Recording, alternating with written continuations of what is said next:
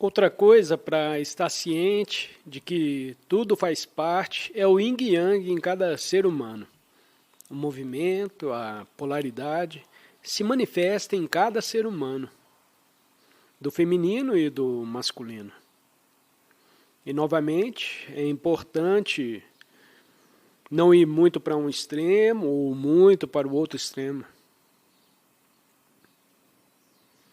Nada em excesso. Mas não há ser humano que esteja totalmente no meio. E se você é homem, isso não significa necessariamente que você tenha energeticamente mais yang do que yin.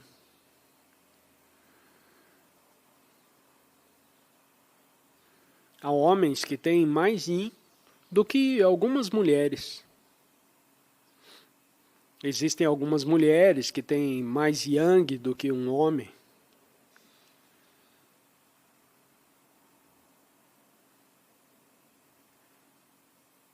Agora, como você deve ter adivinhado, eu tenho um pouco mais de yin do que yang.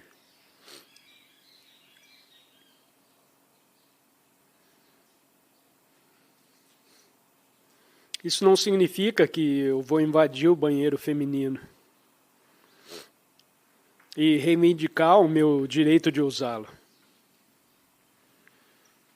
E se você se tornar agressivo comigo e disser, saia do meu banheiro, eu posso dizer, eu tenho mais yin do que você. E de fato, se você for agressivo comigo, realmente prova isso. Você deveria estar no banheiro yang.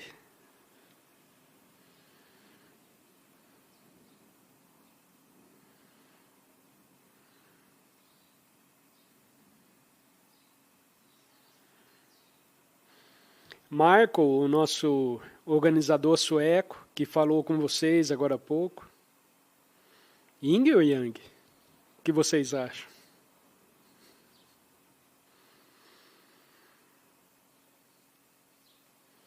Ele é mais yin do que eu. É por isso que ele é tão adorável. Mas não vá longe demais com seu yin.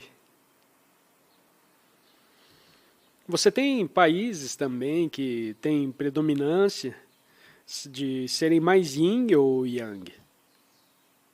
Nos Estados Unidos, você tem estados que podem estar em seu campo de energia coletiva mais yin ou yang.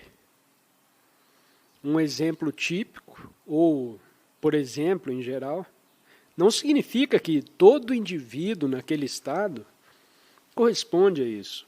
Mas, no geral, provavelmente a maioria das pessoas concordaria que a Califórnia é mais yin e o Texas é mais yang.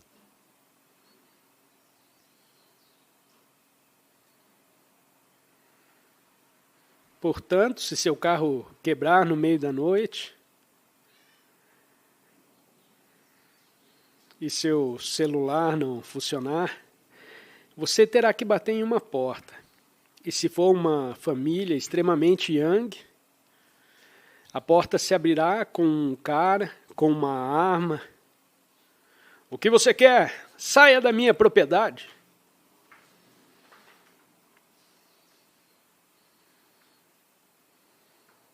Se você chegar a uma casa extremamente yin, oi, sim, claro, entre. Tome um pouco de sopa com a gente.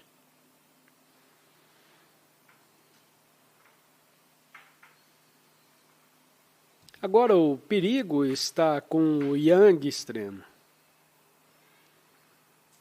Você simplesmente não ajudou uma pessoa que realmente precisa de assistência e ajuda, e você está totalmente fechado. Seu limite é tão rígido que nada penetra. Você se dessensibilizou em sua atitude endurecida. É uma forma extrema de yang. Então, você nem sabe o que está fazendo consigo mesmo no final das contas. Agora também há perigo envolvido na forma extrema de Yin, obviamente. Talvez você esteja ajudando uma pessoa que precisa de ajuda, ou convidando alguém que vai roubar e matar você. E isso é porque você perdeu a consciência. Você não está mais no meio, no equilíbrio. Começou a mudar nos anos 60, mais para Yin. E isso foi uma coisa maravilhosa. Foi absolutamente necessário. Isso permitiu que muito da espiritualidade viesse do Oriente. O movimento do potencial humano, a igualdade para as mulheres, o respeito pelas pessoas que são de fora, a empatia por outros seres humanos que são de uma raça diferente ou que são uma minoria de seres humanos, que são outros, que são diferentes. Os gays, finalmente, a aceitação dos gays.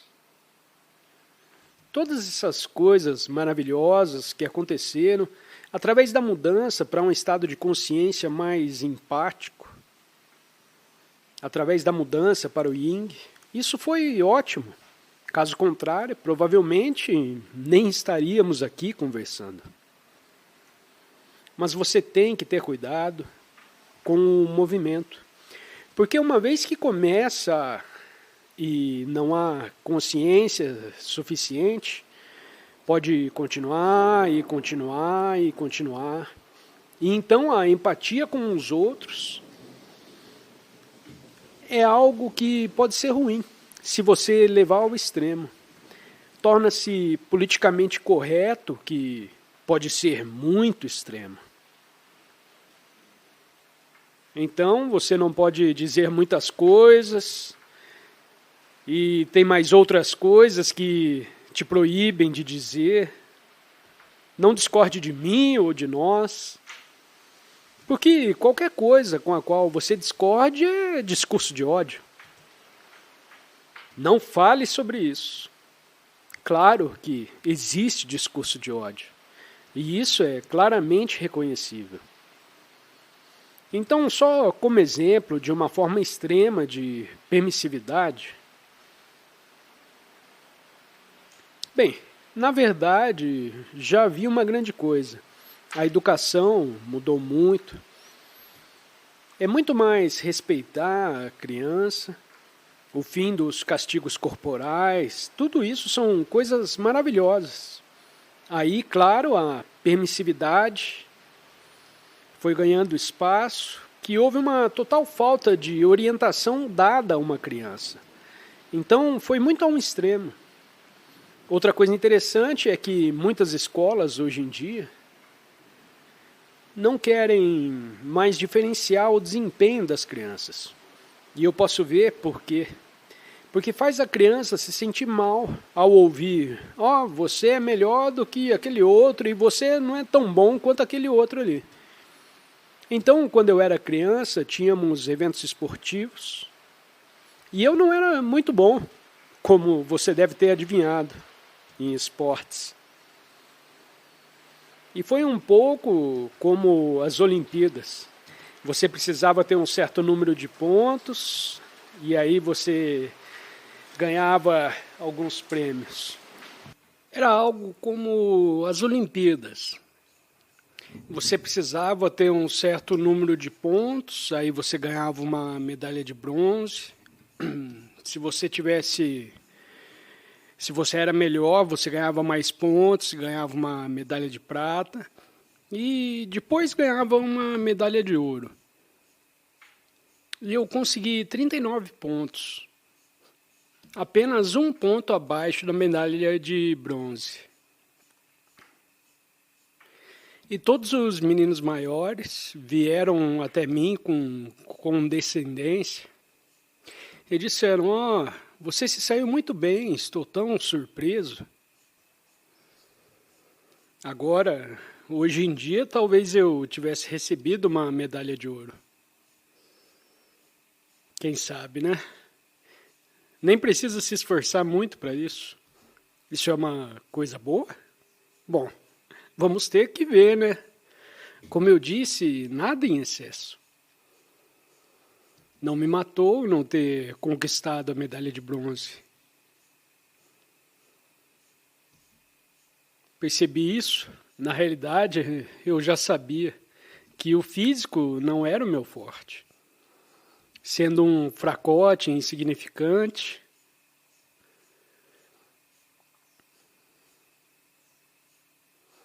ou como diz o Arnold, não seja um perdedor insignificante.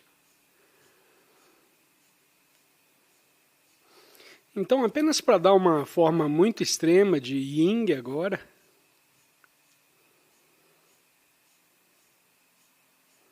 você tem que permitir que a criança escolha seu próprio sexo já com 7 anos de idade. Então, se eles se sentem uma moleca, uma menina é uma moleca. E aí você diz, você prefere ser um menino? E a criança diz assim, pode ser uma boa ideia, doutor. Sim, eu acho que eu quero ser um menino. As autoridades estaduais têm o direito de levar a criança embora dos pais. Parece incrível, mas haverá uma forma extrema de onde algo deu errado. Portanto, precisamos ter muito cuidado com o equilíbrio. Equilibrando as coisas entre os dois. As pessoas tendem a se identificar com um determinado movimento. Portanto, embora o Yang se preste mais ao ego, o Yin também pode se tornar o ego. Se você está inconsciente, isso significa que isso determina a maneira como você pensa e a maneira como vê as coisas. Se eu disse alguma coisa que te deixa com raiva agora, isso significa que você se identificou com algo. E sua identidade de ego, você deriva dessa posição coletiva específica. E tudo bem, pelo menos agora você sabe disso.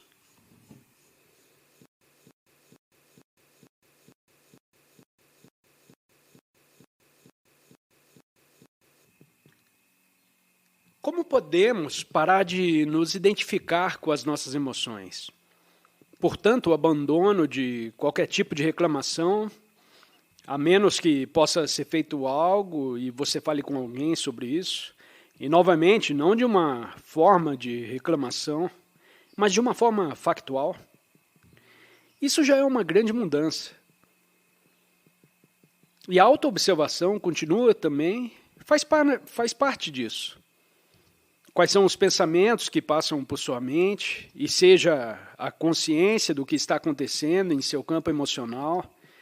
Você, enquanto está ouvindo isso, está carregando algo em seu campo emocional, que é um resíduo de algo que aconteceu há uma hora, essa manhã, enquanto você estava vindo para cá, ontem. Alguma situação imaginária que sua mente está criando. E a sua emoção reflete aquilo como se fosse realidade. E, novamente, sem a consciência, isso toma conta de você. Você não precisa se livrar de nada. Você não precisa se livrar da emoção. Sem a consciência, você não tem uma emoção. A emoção tem você. E a emoção é uma forma de energia, um campo de energia. Um pensamento é uma forma de energia. Tudo é energia. E isso é emoção e pensamento. São formações de energia não física. Então, o pensamento tem você, você não o tem. Você nem está lá. Você está espiritualmente falando adormecido.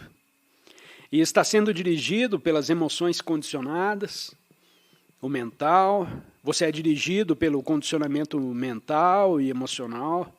E o condicionamento emocional, mental, diz eu, e se refere a todas essas coisas acumuladas.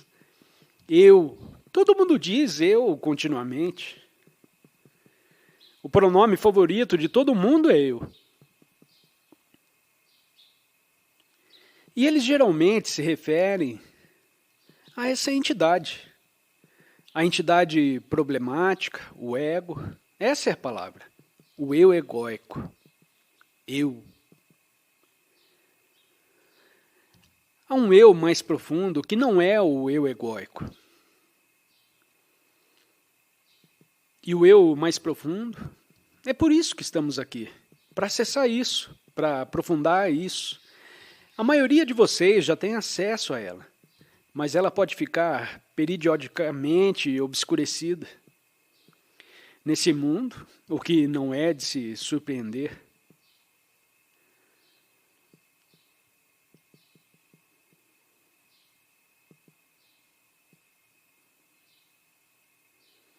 Quando as coisas dão errado, esse é o momento de se tornar mais consciente. Tudo, até as menores coisas. Se você não reagir a partir do condicionamento mental e emocional, mas seja a consciência. E então, você observa, se surgirem emoções, você está lá e pode dizer, opa, ansiedade de novo. Então você sabe que há ansiedade sem chamá-la de nada. Isso é uma grande diferença. Saber que a ansiedade está em você, a raiva está em você agora, por exemplo, ou a ansiedade, seja lá o que for, ou algum tipo de humor que, de repente, toma conta de você e, de repente, você fica de mau humor. Não fale comigo. Estou mal-humorado. Bem, dizer que estou mal-humorado já é um pequeno avanço, porque pelo menos você sabe que está mal-humorado. Se você está totalmente consciente, o mal-humorado é você. E você nem sabe que está mal-humorado. Dizer, não fale comigo, estou mal-humorado, isso significa que é um pouquinho de consciência ali. Isso é ótimo. Portanto, há uma grande diferença entre dizer que estou com raiva e uma pequena diferença. Sinto raiva ou há raiva em mim. Sinto que há raiva em mim. Eu sinto raiva. Há uma certa diferença entre estou com raiva, porque então você iguala a identidade com a emoção. Então não é estou com raiva. Isso é enorme, você caiu numa grande armadilha. Se igualar emoção à sua identidade, ou se igualar um pensamento à sua identidade, ou uma história em sua mente, você iguala isso à sua identidade. Ou uma opinião que é pensada. O mundo está cheio de pessoas que não sabem a diferença entre sua opinião e sua identidade. Sua opinião se torna sua identidade. Então eles brigam muito com outras pessoas, porque estão totalmente confusos sobre quem são. Eles derivam sua identidade de um conjunto de opiniões. A política, por exemplo. Você não quer dizer que você não possa ter opinião. Todo mundo tem opiniões. Mas de onde vem seu senso de identidade? Vem das opiniões, ou você percebe que tem certas opiniões, ou que podem ser válidas ou não. No nível humano, você tem opiniões. Ou ponto de vista, ou perspectivas, ou posições mentais. Você os tem, eles estão lá. Mas isso lhe dá seu senso de identidade? Ou se o fizerem, então, você está continuamente discutindo com outras pessoas e transformando outras pessoas em seus inimigos. Porque quando você contradiz alguém que iguala opinião com identidade inconscientemente, essa pessoa acredita que você está atacando a si mesma. Porque há uma confusão sobre quem ela é e elas não sabem quem são. Então você ataca a opinião de alguém que está totalmente identificado com sua opinião e se torna seu inimigo mortal. Eles podem até tentar matá-lo em uma forma extrema de inconsciência.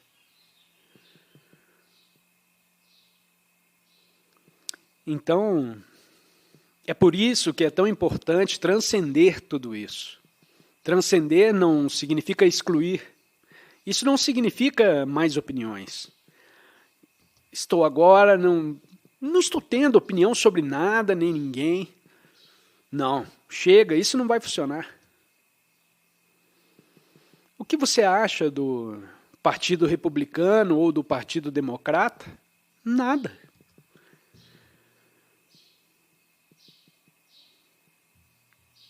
Mas a um nível mais profundo. Se você pode ir a um nível mais profundo e seu senso de eu não vem do movimento do pensamento, vem de um lugar mais profundo.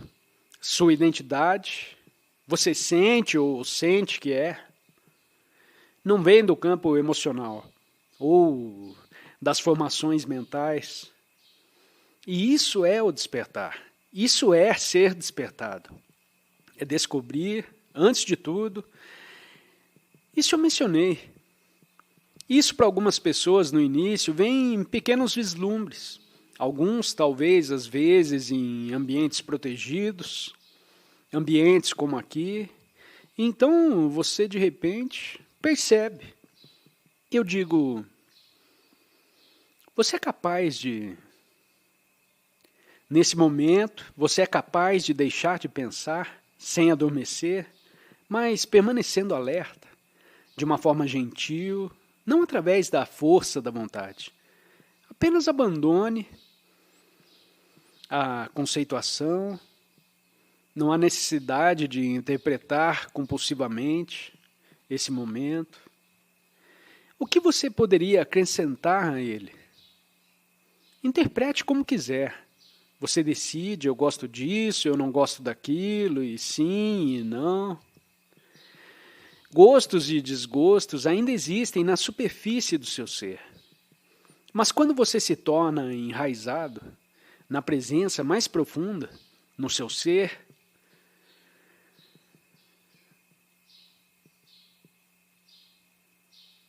de repente você está livre. E você pode sentir que nessa quietude, se quisermos chamá-la assim, quietude significa apenas a ausência de pensamento. E o que resta quando o pensamento vai embora, mas você não adormece, é a presença consciente. A consciência pura permanece. E quanto mais profundo o eu, mais profundo eu sou.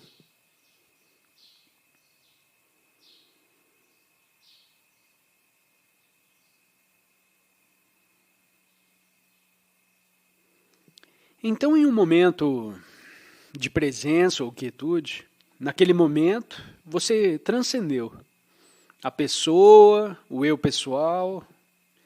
Claro, você volta a isso depois de um tempo. E a pergunta é, você vai se perder de novo? Talvez. Então, você sai dela novamente e depois de um tempo, volta. E esse é o seu objetivo da prática espiritual. Que sua conexão com a dimensão mais profunda não seja perdida, mesmo quando você está envolvido em atividades diárias, ou discussões, ou o que quer que seja. Existe uma conexão que permanece em segundo plano, o que pode ser o seu caso agora, enquanto você ouve isso. E não é que há algo em você que reconhece para onde as palavras estão apontando. Isso não é a mente conceitual. Aquele que reconhece como verdadeiro é uma realização imediata dele, da verdade dele.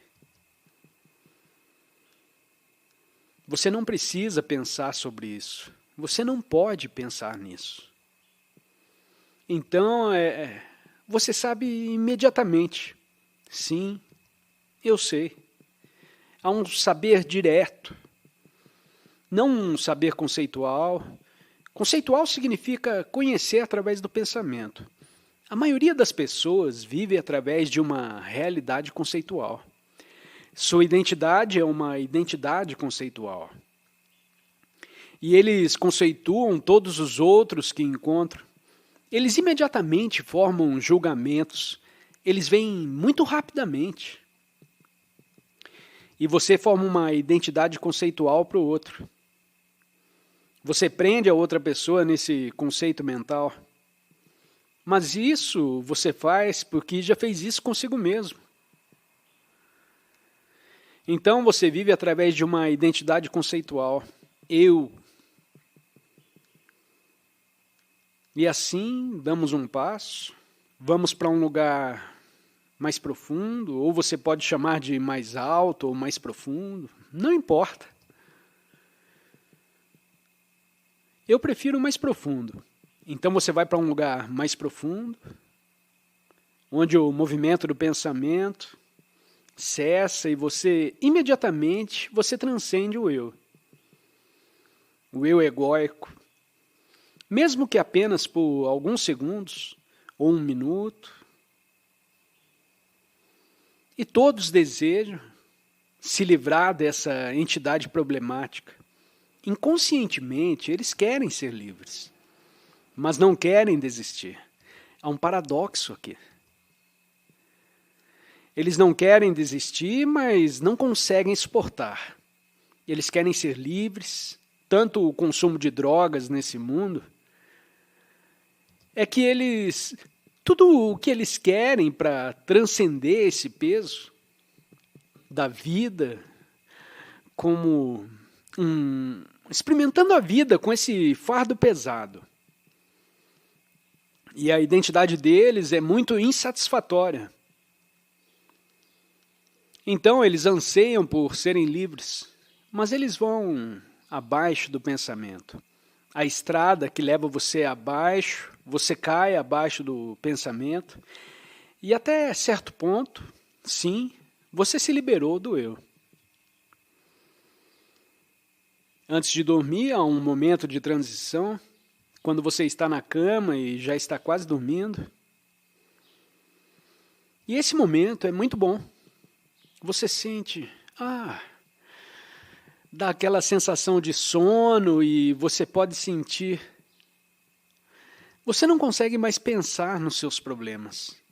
Todo o seu senso de identidade não está lá, porque você está muito cansado e então é puxado para o sono.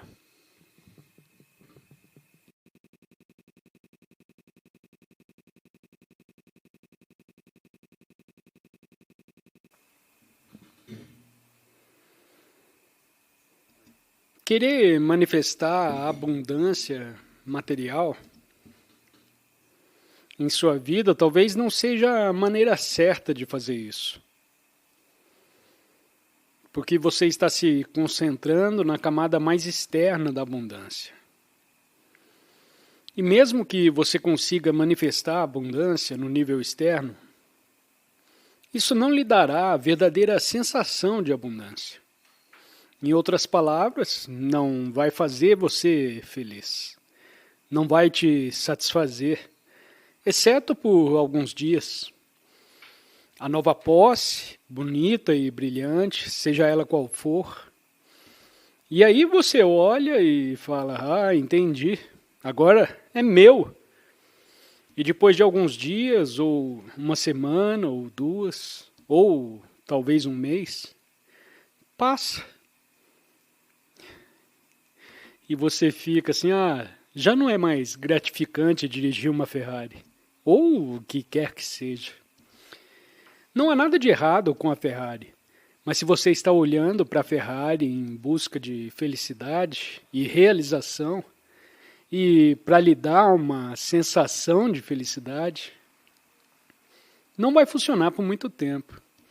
Se você está dirigindo apenas porque gosta dessa experiência, isso é um assunto diferente. Há uma diferença aqui. Portanto, não condene o mundo das coisas. Isso tem sido feito, tradicionalmente, por muitas pessoas religiosas. Eles tinham medo disso.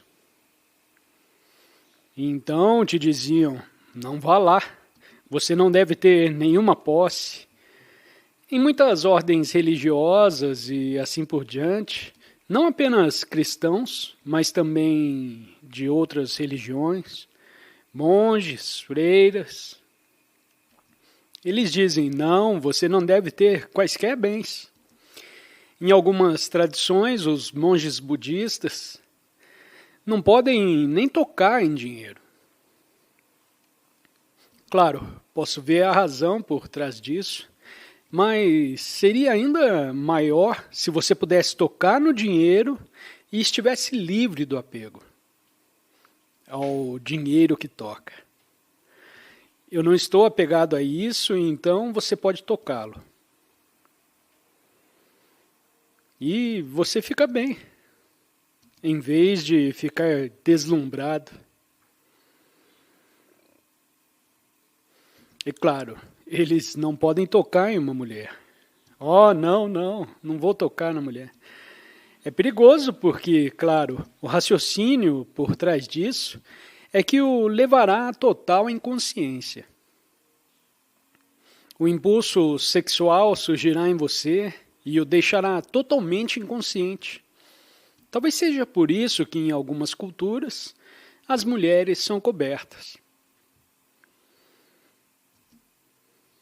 Isso é assustador. Pode ser o caos. E ainda, se você estiver conectado com uma fonte, então tudo isso não é um problema.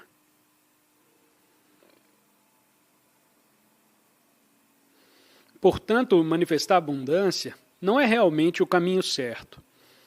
Vá para a fonte e permita que a abundância se manifeste em sua vida. Você começa com uma fonte, então você desfruta de todas as formas de vida. O próximo nível de abundância. Então você gosta de se relacionar com as formas de vida. O jogo de tudo que você faz na vida. Você gosta disso.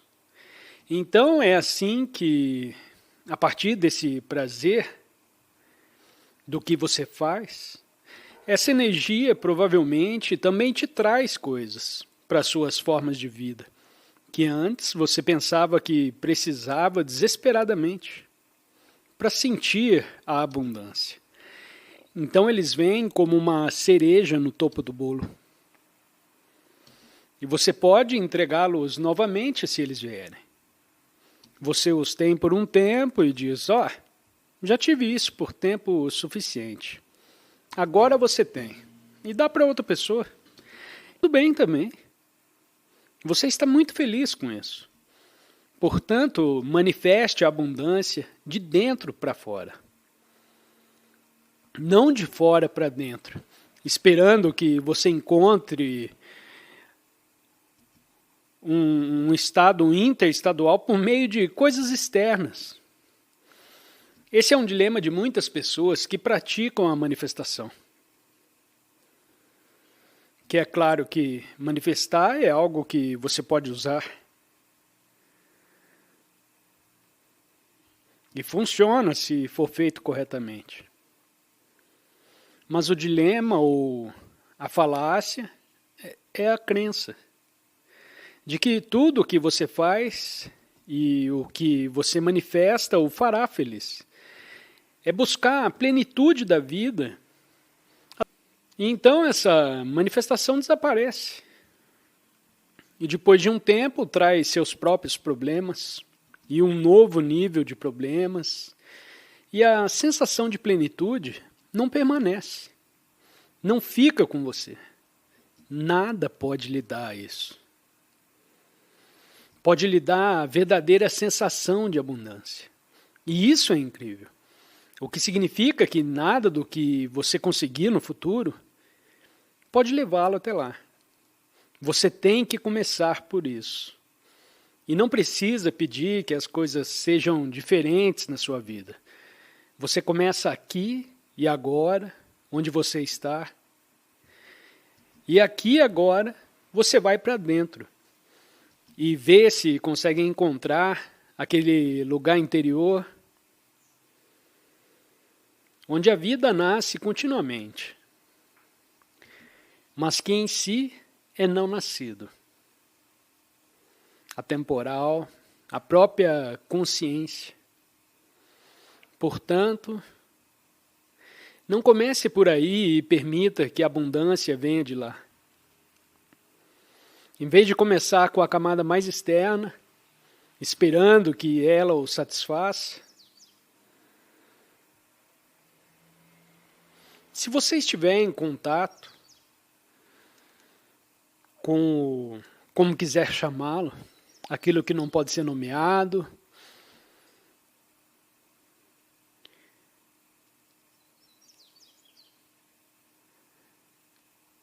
que tal manifestar algo? Sim, se quiser, faz parte do jogo da vida. Se você deseja manifestar algo e sente a conexão com a fonte e diz: ok, bem, eu gostaria de manifestar talvez um pouco mais de espaço em minha vida, em um nível externo, e um pouco de vegetação. É uma preferência. Você não precisa disso para a sua saúde, felicidade e realização, mas uma preferência. Você pode fazer isso, você pode visualizar. É um jogo da forma. E se você já sente a abundância, a visualização da abundância é muito fácil, se você quiser. Geralmente ele vem sozinho. Se você está conectado com a abundância, ela vem por si só. Mas se você quiser adicionar algo, apenas como uma brincadeira, como uma preferência, você pode. É divertido. Nada mais. Não é tão importante. Existem muitos livros que ensinam como manifestar, mas alguns se esquecem de dizer que isso não vai te deixar feliz. Então, você pode ter a impressão que se você manifestou pares de sapatos suficientes, não sei quantos seriam necessários para te deixar feliz, mas talvez uns 200.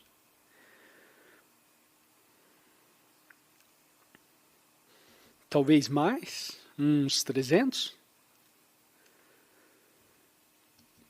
Ou perguntou ao grande mestre da manifestação dos sapatos, que aparentemente é a Dona Marcos, dizem, que tem vários milhares de pares.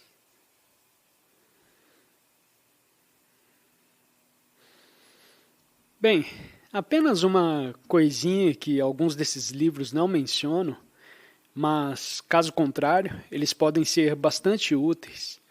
Mas essa coisinha é bastante vital.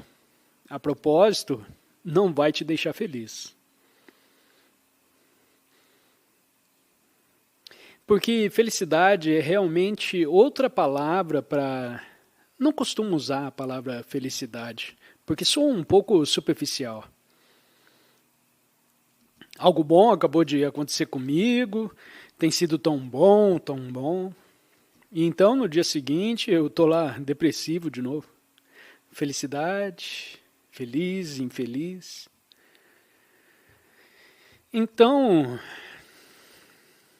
eu não, e alguns professores usam a palavra felicidade. Mesmo alguns grandes professores. E eu sei exatamente o que eles querem dizer. Ramana Maharshi, o grande sábio indiano, disse: a felicidade é a sua verdadeira natureza. Mas eu sei exatamente o que ele quer dizer, e ele está absolutamente certo. Exceto que o termo felicidade, como indicador, pode não ser o melhor. Mas se você souber o que ele quer dizer, poderá ver além das limitações do indicador e dizer sim, ele está absolutamente certo. Porque a felicidade é a conexão com o não manifesto, é a alegria, que não é causada por nada aqui de fora. Alegria não causada. Essa é a alegria da própria vitalidade. A alegria de estar consciente. Isso é algo da própria consciência. A vida se divertindo, a vida se reconhecendo. E nesse auto-reconhecimento há alegria. Eu sou vida. Isso é alegria. E é muito sutil que esteja no fundo, que essa vivacidade alegre, no fundo de sua vida, é muito sutil a princípio.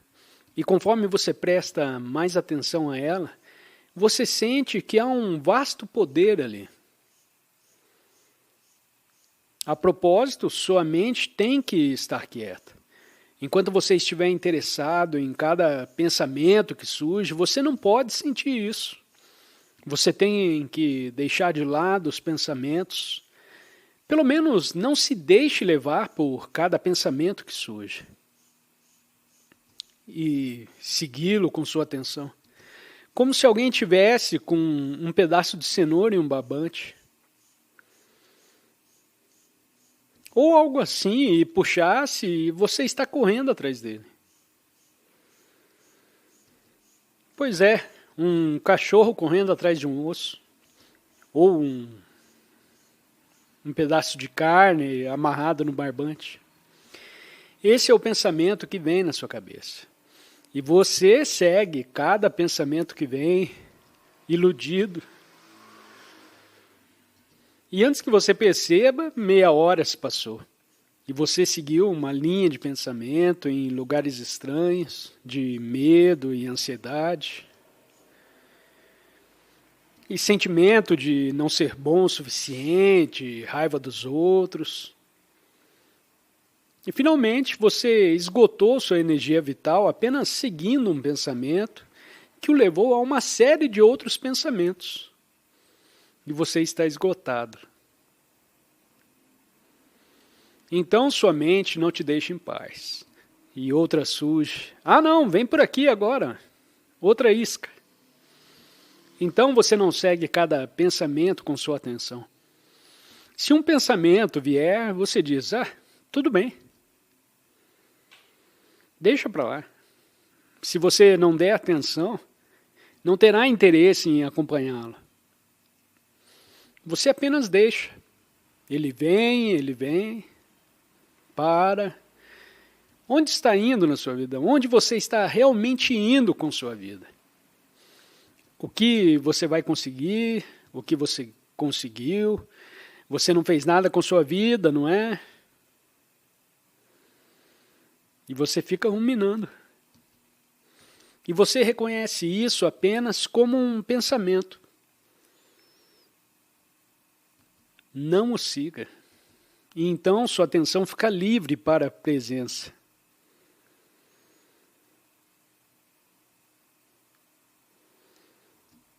Ele volta ao sem forma, de onde veio, a sua consciência. A consciência nascida em um pensamento torna-se limitada. E a consciência, a atenção é retirada da forma pensamento, e permanece como atenção pura.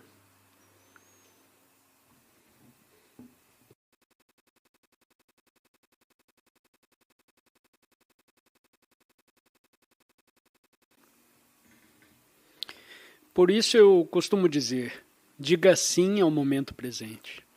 Ou eu digo, torne o momento presente o seu amigo, não o seu inimigo.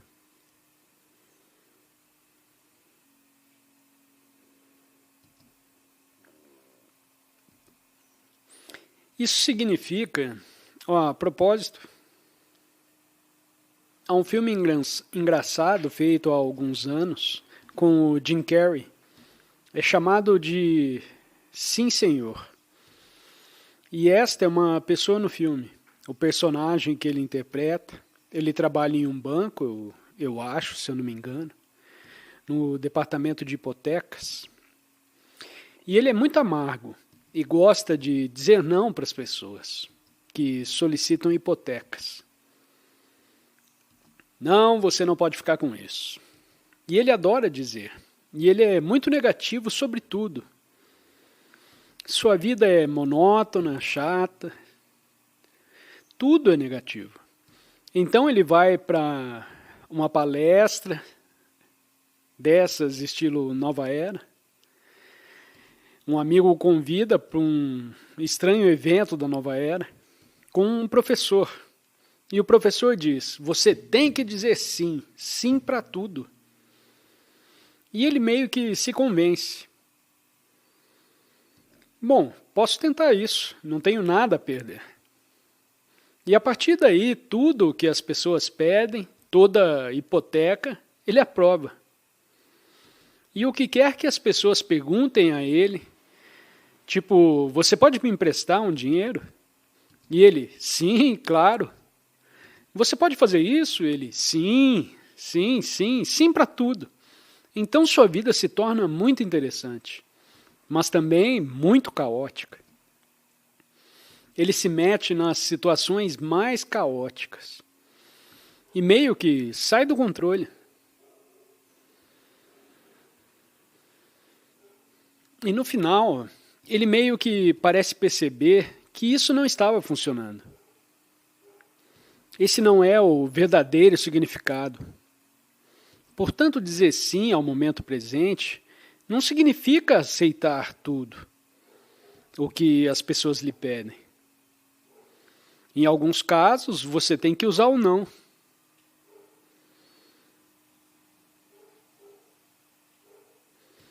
O não de uma forma raivosa, que negue o momento presente. Eu chamo isso de um não de alta qualidade. Então, digamos, no seu caso, você pode cuidar dos meus filhos? Porque você é tão bom com crianças, então você vai ficar lisonjeado e você se sente obrigado. Você é uma pessoa tão maravilhosa, eu te amo tanto. Você poderia fazer isso de novo, por favor?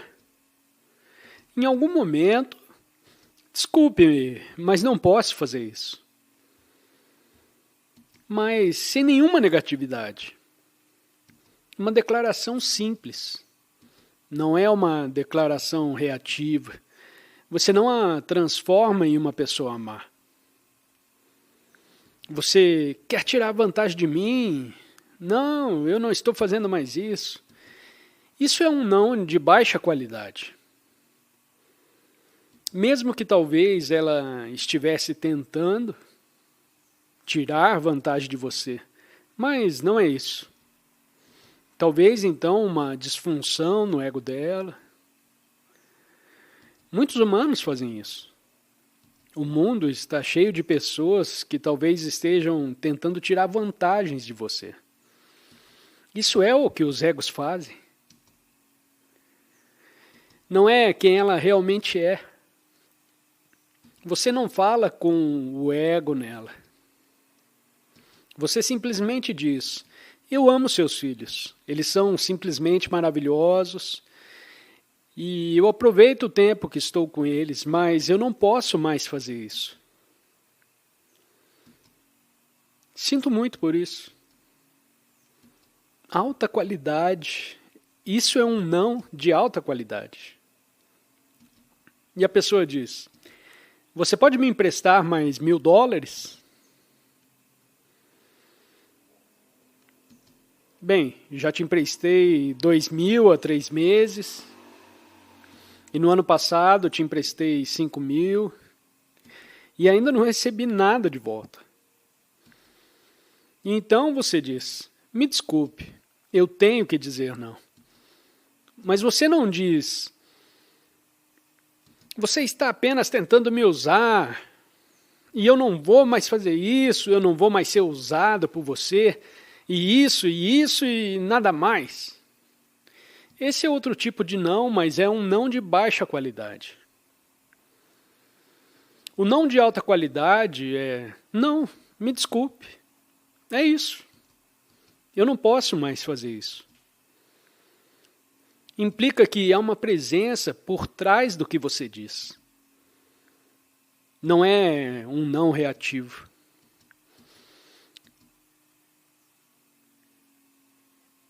E o mesmo acontece como a pessoa que pede para você escrever algo e você diz: olha, eu dei uma observada global no que você falou e eu não estou de acordo com isso. Portanto, sinto muito. Preciso dizer não a isso. Eu não posso fazer isso. Muito obrigado. Um não de alta qualidade é algo bonito e funciona com bastante frequência. Você tem que usá-lo e certifique-se de que não seja reativo. E em seguida, se torne um não de baixa qualidade.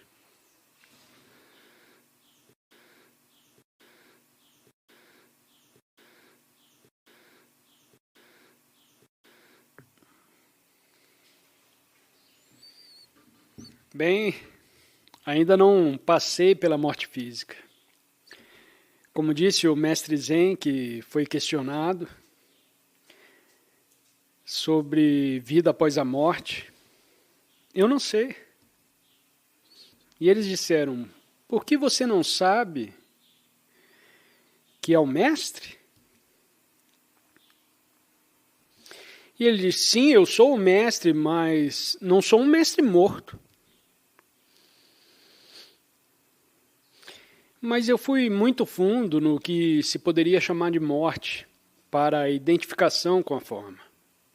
Então, de certa forma, eu entrei nesse reino, de onde posso dizer e saber que, em última análise, o que vemos como morte é a dissolução da forma que o eterno em nós, que conheço em primeira mão, não pode ser tocado por isso. Então, o que exatamente acontece, eu diria que depende de qualquer estado de consciência em que você esteja. Esse deve ser um estado de consciência predominante nessa vida. Se nessa vida você esteve continuamente identificado com a forma, com o seu corpo, ou a forma psicológica de mim, isso significa consciência. Essa expressão de consciência ainda estava em um estado um tanto onírico, que é a identificação com a forma. E você pode facilmente extrapolar a partir disso se a tendência da consciência de se identificar com a forma ainda estava lá, o que de outras maneiras o despertar não aconteceu. Essa tendência continuará. Haverá mais identificação com a forma e o processo continuará. Como a consciência, que ainda não está totalmente desperta, continuará a se identificar com a forma novamente. E então, gradualmente, chegará a um lugar onde o despertar acontece. Ou, se já houve uma desidentificação da forma nessa vida, então você pode extrapolar a partir daí que o desejo compulsivo de se identificar com a forma e buscar outra forma, ou outro ciclo de identificação da forma, essa compulsão de buscar mais experiências através da identificação com a forma, então seria muito mais fraco, ou estaria completamente ausente. Nesse caso, a consciência que você é não está mais ligada a esse reino. E não buscará reexperimentar o reino da forma. Mas em ambos os casos, você realmente... Eu sei que posso lhe dizer que está tudo bem. Realmente não importa se essa pessoa agora precisa de mais experiências de identificação, caso em que isso acontecerá, ou se ele já está livre desse desejo, caso em que ele seguirá em frente e viverá em um reino que nem podemos conceber. De onde estamos aqui? Eu tenho uma sensação profunda nas formas do que é isso, mas não precisamos falar sobre isso aqui. Tudo o que sabemos é nada. Esse é o começo de um curso de milagres, que é todo o curso de milagres resumido em 2 linhas. Nada real pode ser ameaçado, nada irreal existe. Nisto reside a paz de Deus. Aquilo que é real nele está além da forma. Qualquer um pode saber que, quando você vê um cadáver, percebe que não é mais quem você conhecia. Este não é o ser que você conheceu. Isso é apenas uma casca. Portanto, nada real pode ser ameaçado. Nada irreal existe em última análise. É por isso que os sábios de todas as tradições falam desse reino da forma como ilusório. Em última análise, depende de que nível você olha. O importante é que está tudo bem. Além da aparência, no nível da forma, que é o único nível onde existem as mortes, é uma transição de uma forma para outra forma, ou de uma forma para a ausência de forma. A morte é isso. Nada real morre. Nada real morre. O que quer dizer que, em última análise, não existe morte. Só parece haver. É uma transmutação da forma. Qualquer forma se dissolve ou busca alguma outra forma, alguma outra identificação com a forma. Como você sabe, os budistas e alguns outros estão se esforçando para o fim da reencarnação. Eles estão se esforçando para se fundir com o absoluto, com a natureza. E você pode encontrar em si mesmo, talvez as pessoas às vezes perguntam se você gostaria de reencarnar novamente, ou já teve o suficiente. E se você olhar para dentro de si mesmo, poderá descobrir também que isso depende do quanto você tem medo da morte. Porque há um desejo inconsciente nos humanos. E isso faz parte da personalidade, do ego, o desejo de experiência sensorial, o desejo de afirmar sua identidade de forma e experimentar mais do reino sensorial. Então, para algumas pessoas seria terrível não poder não reencarnar novamente, porque há um desejo por mais daquela experiência sensorial, física, e pela experiência de todos os tipos de coisas associadas à individualidade pessoal. E então, há isso. Ainda há a entidade não desperta ou a entidade semi-desperta, que ainda é atraída para a reencarnação. Então, para o que significa tomar forma novamente. E quando a vontade não existir mais, e você puder confiar, tentando em você mesmo e se perguntando, eu quero reencarnar aqui de novo? Bem, eu certamente não tenho nenhum desejo por mais experiências sensoriais. Se eu reencarnar novamente, será uma espécie de serviço à humanidade ou uma oferenda. Mas quer dizer, quem iria querer ir O que você quer passar de novo pela sua infância? Ou alguma outra infância? Meu Deus, eu não quero. Então ouço algumas pessoas dizerem que definitivamente já estão fartos disso. E não quero me reencarnar novamente. E então você diz, talvez aquele ser humano seja muito avançado. Mas então pode ser que no dia seguinte, que o ser humano está falando com o gerente do banco no telefone e fica muito chateado com alguma coisa. Agora eu pensei que ele ou ela havia dito que não queria reencarnar novamente. Mas eles estão reencarnando novamente em completa identificação, com uma reação emocional, mental que surge. Toda vez que você se identifica com um pensamento e emoção completamente, você reencarna, você toma forma nisso. Portanto, o fim do ciclo de reencarnação no budismo deve ocorrer em sua vida. Em vez de ter a ideia de que em algum momento você chegará ao fim do ciclo do samsara e não saberá. A questão é, você ainda está continuamente reencarnando na forma. O que significa que está perdendo completamente a consciência de si mesmo como consciência.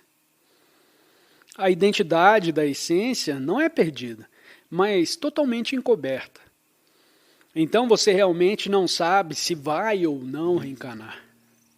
Você tem que se observar no dia a dia para saber se está ou não pronto para ir além do ciclo contínuo de reencarnação. A questão é, com que frequência no decorrer de um dia você reencarna? A primeira coisa a descobrir, experimentalmente, é que, como eu disse antes, sou um pouco estranho. É que você é essencialmente invisível. Não só o que posso ver de você, que é o corpo, mas às vezes posso ver certas coisas em seu campo emocional e mental. Bem, eu posso ouvir as palavras que você fala ou suas expressões faciais. Estou falando com todo mundo, não estou generalizando aqui. Mas posso ver expressões faciais que meio que me dão uma dica do que você está sentindo ou pensando. Mas qualquer um que estivesse procurando por você, no reino da fisicalidade, não encontraria. E se isso for demais, vamos por um momento, vamos falar sobre... Bom, isso talvez faça sentido para quem tem um cachorro ou gato em casa. Quando seu cachorro ou gato morre, o que pode ser uma coisa muito triste para as pessoas, e passamos aos humanos mais tarde, o que pode ser um pouco mais fácil. Acho que vai ser mais fácil começar com um cachorro ou gato. Você pode perceber naquele momento em que de repente o cachorro está morto ou o gato está morto, mas tudo ainda está lá. O pelo, o corpo, podem até ser uns caroços deixados no corpo e aí está. Mas aquilo que você essencialmente amou e se relacionou, no cachorro ou no gato, não está mais lá. Então você ainda percebe que aquilo é o mesmo, mas algo essencialmente se foi. O que se foi é invisível. O que você ama no cachorro é, em última análise, embora seja o cachorro, você pode amar a aparência do cachorro e o que ele faz, mas quando você se relaciona com o cachorro, você essencialmente ama, embora ninguém possa ter expressado isso conscientemente, você ama a consciência do cachorro. É o que você ama no cachorro, ou no gato. E quando você olha nos olhos do cachorro, o que está olhando para você é que há uma consciência do cachorro olhando para você. E quando isso acaba, o cachorro se foi. E é o mesmo com o humano. O que você ama em um humano é a consciência do outro ser humano. Agora, você mesmo, tudo isso é invisível, porque a consciência é o maior mistério do universo, que a ciência ainda não tem ideia do que fazer com ela. Não consegue explicar a consciência, e na maioria dos casos evita falar sobre a consciência. O maior mistério é o fato de que o universo é consciente, e que você é consciente.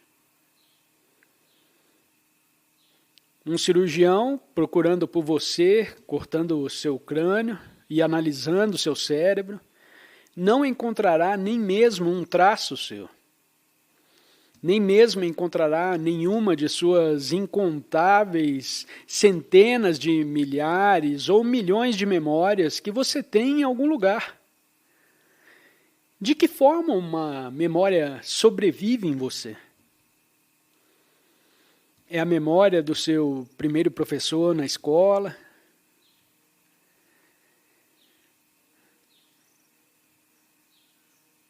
Acabei de mencionar a palavra e, de repente, me veio a imagem do primeiro professor que você teve na escola, veio até você. A memória de sua avó que faleceu, a lembrança da cama em que você dormiu, quando tinha 8 ou 10 anos. E eu só preciso mencioná-lo. Estava em algum lugar, mas onde isso morava em você? Isso estava em uma molécula no átomo? Aquele átomo era sua cama? Ou o que é isso? Ninguém sabe, ninguém pode encontrar nem mesmo as memórias que você faz da pessoa que você é.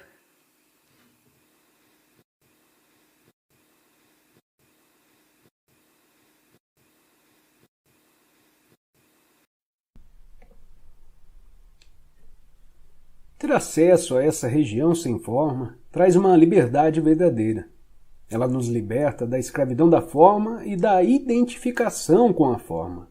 É a vida em seu estado indiferenciado, anterior à sua fragmentação em várias modalidades. Podemos chamá-la de não manifesto. A fonte invisível de todas as coisas, o ser que está presente em todos os seres. É uma região de profunda serenidade e paz, mas também de alegria e vida intensas. Sempre que estamos presentes, nós nos tornamos, de um certo modo, transparentes à luz. Passamos a ser a consciência pura que emana dessa fonte. Percebemos também que a luz não está separada de quem somos, mas constitui a nossa verdadeira essência. O não manifesto é a fonte do Ki, que é o campo de energia interna do nosso corpo. É a fonte entre o nosso exterior e a fonte. É a ponte entre o nosso exterior e a fonte. Situa-se no meio do caminho entre o que está manifesto, que é o mundo da forma, e o não manifesto. O que pode ser comparado a um rio ou a um fluxo de energia. Se concentrarmos o foco da consciência bem fundo no corpo interior, estamos traçando o curso desse rio de volta à sua fonte. O que é movimento, enquanto o não manifesto é serenidade. Quando alcançamos um ponto de absoluta serenidade, mas que apesar de tudo vibra com a vida, significa que fomos além do corpo interior e além do Ki, em direção à própria fonte, que é o não manifesto. O Ki é a ligação entre o não manifesto e o mundo físico. Portanto, se você concentrar a atenção profundamente no corpo interior, poderá alcançar esse ponto, essa singularidade, onde o mundo se dissolve no não manifesto e em que o não manifesto assume a forma do fluxo de energia do que então se transforma no mundo. Esse é o ponto do nascimento e da morte. Só quando a nossa consciência se volta para o exterior é que a mente e o mundo passam a existir. Quando se dirige para o interior, ela percebe a sua própria fonte e regressa ao não manifesto. Assim, quando a nossa consciência retoma ao mundo manifesto, é que recuperamos a identidade da forma, que tinha sido abandonada temporariamente. Passamos a ter um nome, um passado, uma situação de vida, um futuro. Mas em aspecto particular, já não somos mais os mesmos de antes, porque vislumbramos uma realidade em nosso interior que não é desse mundo, embora não seja separada dele. Do mesmo modo que ela não é separada de você. Adote daqui para frente a seguinte prática espiritual. Ao caminhar pela vida, não dê 100% de atenção ao mundo exterior e à sua mente. Deixe alguma coisa no interior. Já falei sobre isso antes. Sinta o corpo interior mesmo quando estiver fazendo alguma atividade de rotina, principalmente nos relacionamentos ou quando em contato com a natureza. Sinta a serenidade bem lá no fundo. Mantenha a porta aberta. É possível ficar consciente do não manifesto em todas as ocasiões. Você sentirá uma profunda sensação de paz em algum lugar lá no fundo. Uma serenidade que nunca abandonará você, não importa o que aconteça lá fora. Você passa a ser a ponte entre o não manifesto e o manifesto, entre Deus e o mundo. Esse é o estado de conexão com a fonte. É o que chamamos iluminação. Não fique com a impressão de que o não manifesto é separado do manifesto. Como poderia? Ele é a vida no interior de todas as formas, a essência interior de tudo o que existe. Ele impregna o mundo.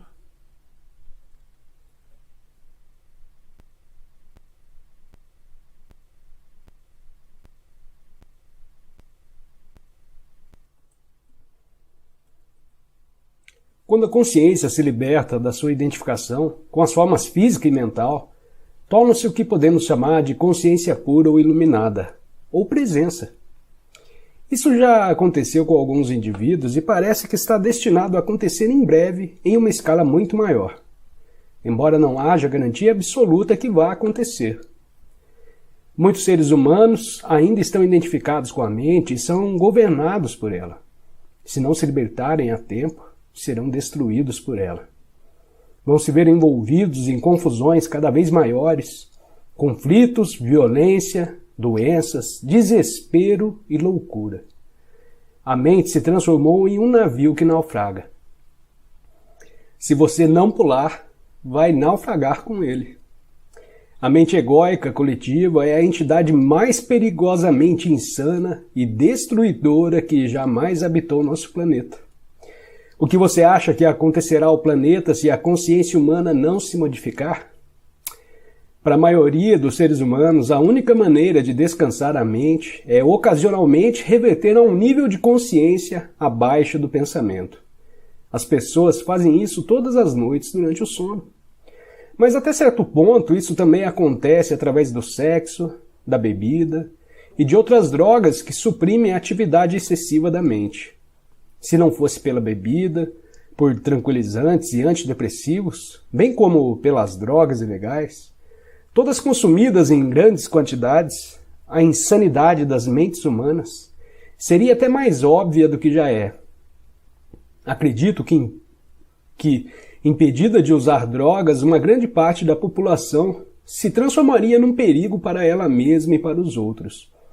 Essas drogas mantêm as pessoas paralisadas dentro da disfunção.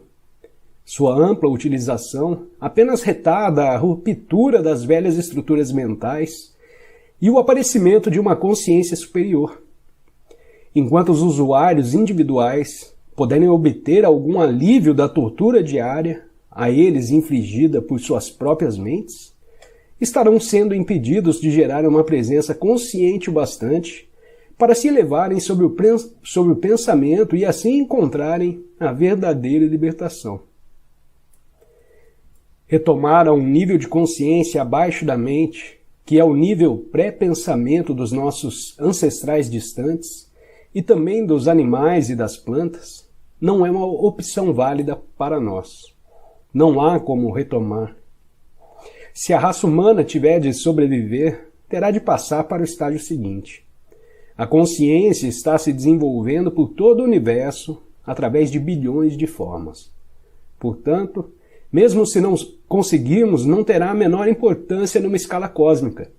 Nunca se perde um avanço na consciência cósmica, ele simplesmente vai se expressar através de uma outra forma. Mas o simples fato de eu estar falando aqui e de você estar me ouvindo é um sinal claro que uma nova consciência está ganhando espaço no planeta.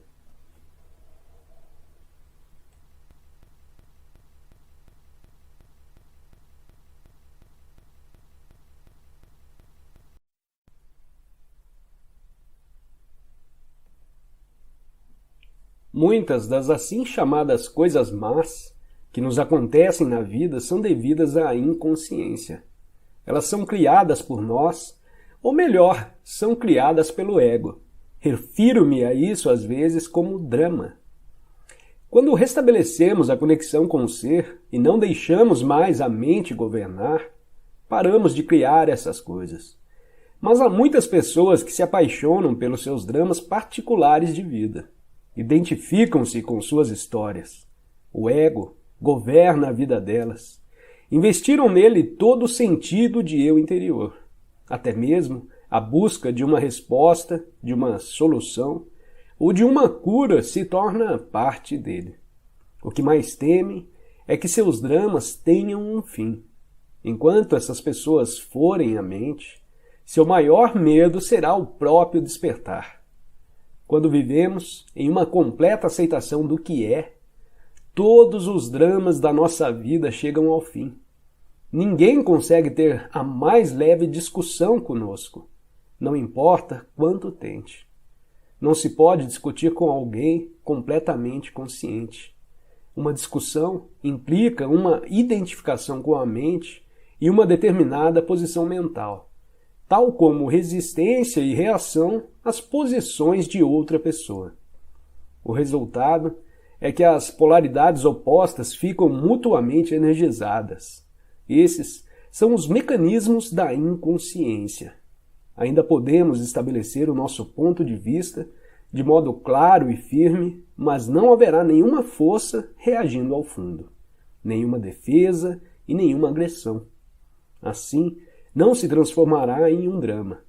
Quando estamos completamente conscientes, deixamos de estar em conflito. Ninguém que esteja em unidade consigo mesmo consegue pensar em conflito. Diz o livro Um Curso em Milagres. O livro se refere não só ao conflito com outras pessoas, mas fundamentalmente ao conflito dentro de nós, que deixa de existir. Quando não há mais nenhum desacordo entre as buscas e expectativas da nossa mente e aquilo que é.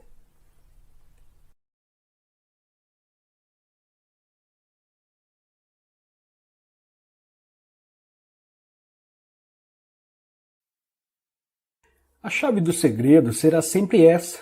Não importa se você está vivendo só ou com alguém. Para o amor florescer, a luz da nossa presença tem de ser forte o bastante, de modo a impedir que o pensador ou o sofrimento do corpo nos domine. Saber que cada um de nós é o ser por baixo do pensador, a serenidade por baixo do barulho mental, o amor e a alegria por baixo da dor, significa liberdade, salvação e iluminação. Por fim, a identificação com o sofrimento do corpo é trazer a presença para o sofrimento e assim transformá-lo. Por fim, a identificação com o pensamento é ser o observador silencioso dos próprios pensamentos e atitudes, em especial dos padrões repetitivos gerados pela mente e dos papéis desempenhados pelo ego. Se pararmos de injetar autossuficiência na mente, ela perde sua qualidade compulsiva, que é o impulso para julgar e, desse modo, criar uma resistência ao que é, dando origem a conflitos, tragédias e novos sofrimentos. Na verdade, no momento em que paramos de julgar, no instante em que aceitamos aquilo que é, ficamos livres da mente e abrimos espaço para o amor, para a alegria e para a paz. Em primeiro lugar, paramos de nos julgar, depois paramos de julgar ao outro. O grande elemento catalisador para mudarmos um relacionamento é a completa aceitação do outro do jeito que ele é, sem querermos julgar ou modificar nada. Isso nos leva imediatamente para além do ego. Esse momento, todos os jogos mentais e toda a dependência viciada deixam de existir. Não existe mais vítima nem agressor, acusador nem acusado. Esse é também o fim da dependência de uma atração pelo padrão inconsciente do outro. Você então ou vai se afastar com amor, ou penetrar cada vez mais fundo no agora, junto com o outro. É simples assim. O amor é um estado de ser, não está do lado de fora, está bem lá, dentro de nós. Não temos como perdê-lo e ele não consegue nos deixar. Não depende de um outro corpo, de nenhuma forma externa. Na serenidade do estado de presença, podemos sentir a nossa própria realidade sem forma e sem tempo, que a vida não manifesta, que dá vitalidade à nossa forma física. Conseguimos, então, sentir essa mesma vida lá no fundo de outro ser humano, de cada criatura. Conseguimos enxergar além do véu opaco da forma e da desunião. Essa é a realização da unidade, isso é o amor. O que é Deus? A eterna vida única debaixo de todas as formas de vida. E o que é o amor? Sentir profundamente a presença dessa vida única em nós e dentro de todas as criaturas. Portanto, todo amor é o amor de Deus. O amor não é seletivo, assim como a luz do sol não é seletiva.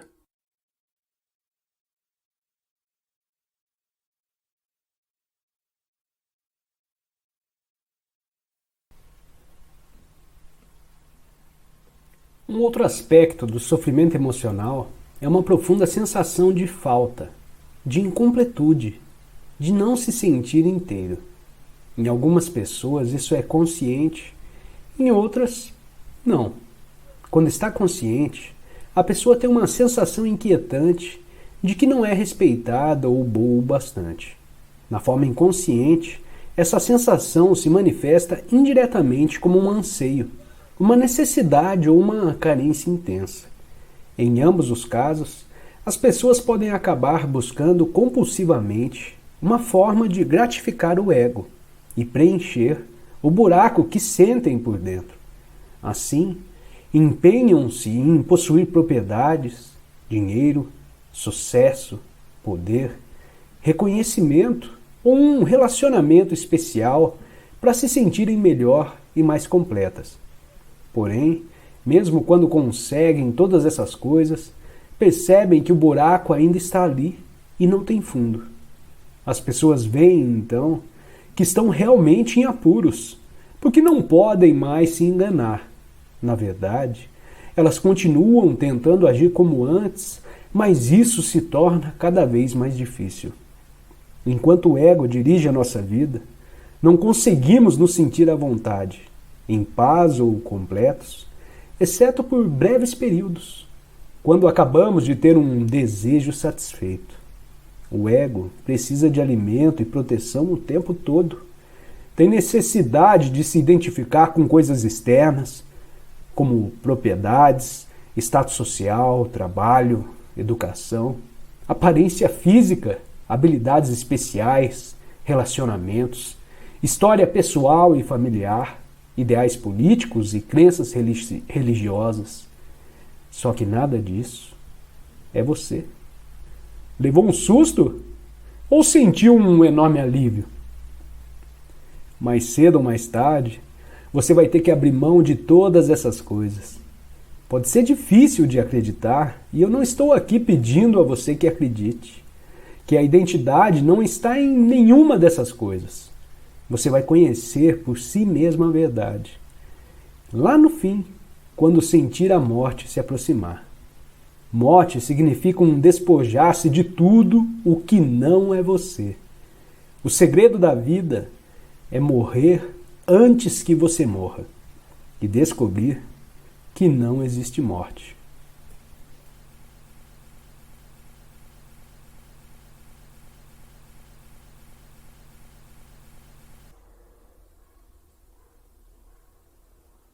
No momento em que você perceber que não existe nada além do momento presente em você, nada além do agora, uma alertividade surge em você.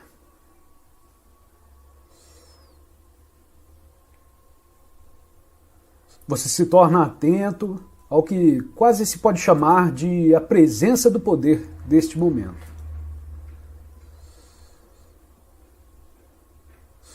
O poder da própria vida neste momento presente, que consiste em sim, consiste em percepções dos sentidos e também consiste em, bem, vamos olhar que momento presente é esse. Esse momento presente é este local onde estamos. O que percebemos aqui visualmente, o que vemos, ouvimos, as luzes e a totalidade do ambiente. Então vamos nos tornar alertas para que possamos realmente perceber isso. E além daquilo que percebemos nessa sala, há mais alguma coisa sobre isso, que poderíamos chamar de momento presente?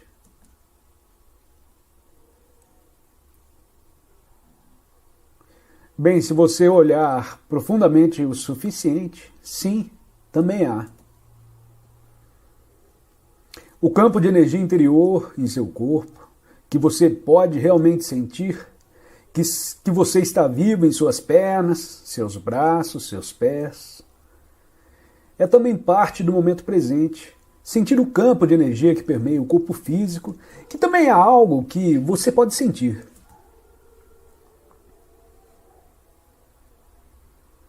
Portanto, há percepções sensoriais externas e há o sentimento, a vivacidade dentro do seu corpo. Se você está totalmente no pensar, você não pode sentir isso em nada. Você não se sente vivo.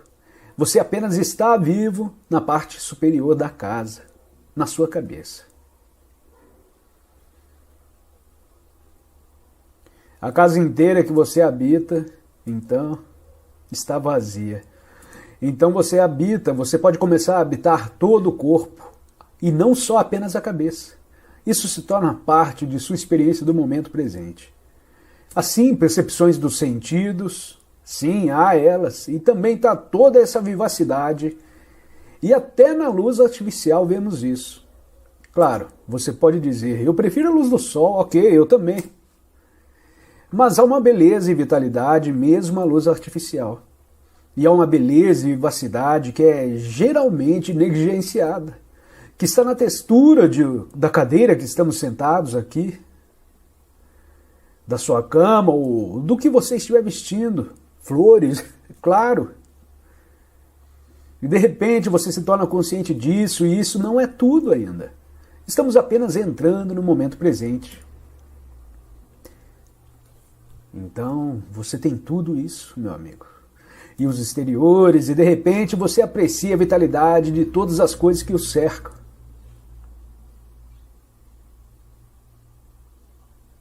Outras pessoas têm que tomar ácidos para chegar a isso, mas você não precisa. Basta reservar um momento, silenciar um pouco e olhar em volta. Tudo está aí e sempre esteve aí.